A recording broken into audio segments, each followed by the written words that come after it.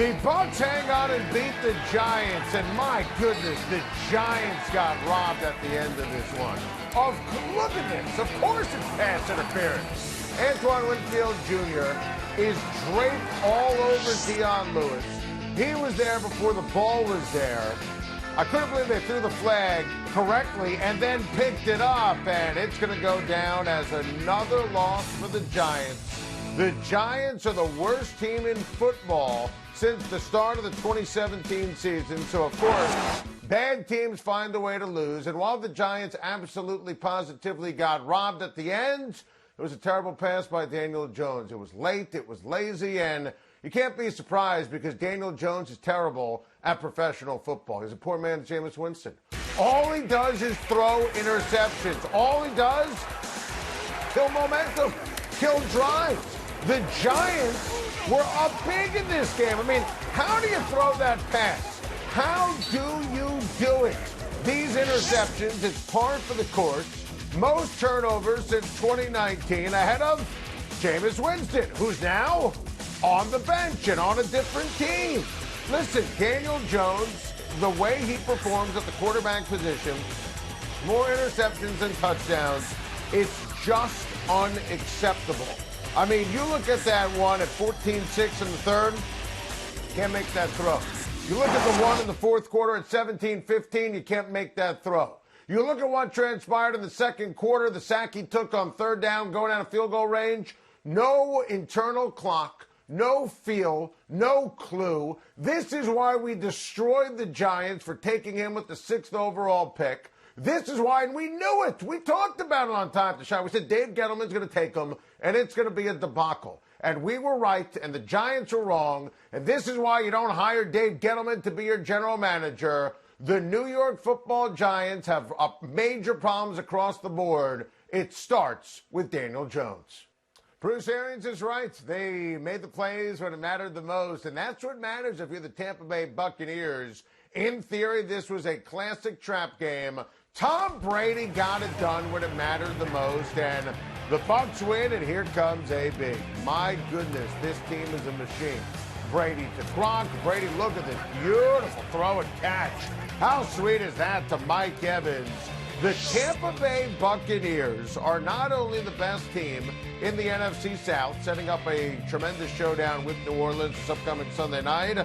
I firmly believe the Tampa Bay Buccaneers, and we've been saying this for a long time, all season long on Time to Shine, they're the team to beat in the NFC because they're well-rounded. They play great defense. They have a tremendous front seven. The young DBs, they're coming under Todd Bowles. They're doing a heck of a job. And now here's Antonio Brown. And Antonio Brown really adds some amazing oomph when you look at this football team. And Mike Evans said it after the game.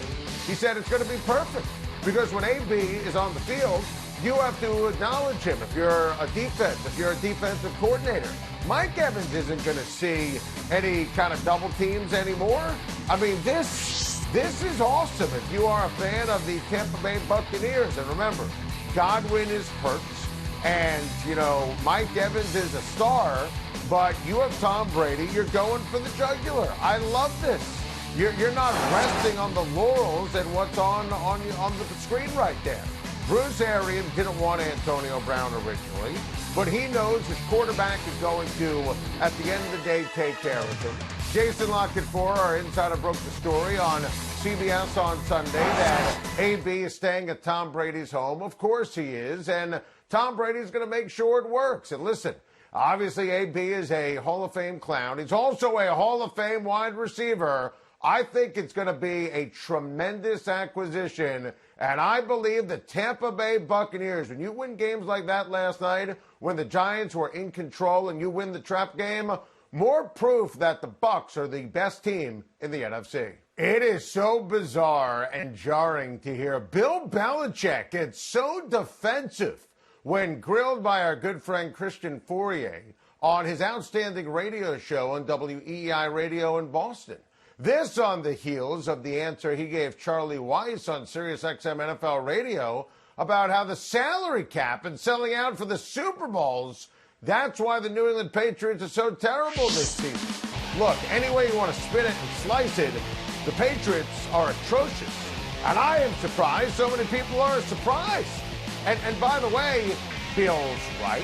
And by the way, you sell out for the Super Bowl, and the cap situation is what it is. And at the end of the day, I told you that if the Patriots lost to the Buffalo Bills, we would declare them dead and buried. Well, they're dead. And when Cam Newton fumbled the football and Zimmer knocked it out, it was the unofficial dagger. Truth be told, the Patriots were dead the minute Tom Brady walked out the door. And we first guessed this on Time to Shine. Listen, this roster is terrible, absolutely awful. Running backs are awful. Line is awful. They don't have any tight ends. The receivers are terrible. The defense is awful. And Bill's got to take a hit. We could talk about selling out for the Super Bowls, but it was Bill Belichick who drafted N'Keal Harry over Deebo Samuel and A.J. Brown and DK Metcalf. Not to mention Hardman and McLaurin, who have been really strong for their respective clubs. That's on Belichick. But Bill doesn't normally get defensive. This is the best coach manager in the history of sports. I do think Bill Belichick, the general manager, has hurt Bill Belichick, the coach. Now, if you're a Patriots fan, you don't trade the last 20 years for anything. It's the greatest dynasty in the history of professional sports, but it is fascinating. It is jarring. It is surprising to hear Bill Belichick on consecutive radio interviews where he probably thought he was in a safe space talking to Charlie Weiss, and then on WEEI radio in Boston, get defensive. If I'm Bill Belichick, I would flash the rings and say, I'm on to the Jets, but no, he wants to change the narrative. Bill, the team is terrible, and there's a terrible roster even before the opt-outs in July. Belichick, the general manager, deserves blame, but Bill Belichick being defensive, it's really bizarre. The trade deadline passed a couple of hours ago in the National Football League, and the Green Bay Packers did nothing. Was it the right thing for the Green Bay Packers to stand pat at the trade deadline? No. Absolutely, positively not. This is an atrocious job, once again, by Brian Gutekunst. When you have Devontae Adams and nothing else, it is an absolute waste. When you have Aaron Rodgers playing at an MVP level once again, there's blood on your hands, Brian Gutekunst. And we said as much when they didn't sign Emmanuel Sanders or they didn't sign Austin Hooper. Okay, you figured it was a lock. They were going to draft the wide receiver. We begged them to take Ayuk. But they're going to see, by the way, on Thursday night when San Francisco comes to town. You know, you could have had Ayuk. You could have had Michael Pittman. You could have had T. Higgins. This was a historic wide receiver draft class. You could have drafted someone to stop the run like a linebacker in round number 1 and picked a great receiver in round number 2. Instead, it's an all-time gaffe. You trade up for a project quarterback in Jordan Love, who can't even beat out the immortal Timmy Boyle, who's a backup quarterback. And I was on record, I despised Love as a prospect. Would have never picked him in the first round. You thought that was bad. Then you take a plodding running back in A.J. Dillon in round number 2. You drafted with your first and second round pick. You drafted 2 third stringers. You had a chance today to trade for Will Fuller, and you don't get it done? My goodness. Are you kidding me? Will Fuller was a great opportunity for a get-right, a make-good. After you failed, Packers fans coast to coast. Will Fuller, perfect number 2 receiver. Speedster, who, by the way, in college at Notre Dame, played for, wait for it, Matt LaFleur, who was on the coaching staff. He could stretch the field. This would have been perfect.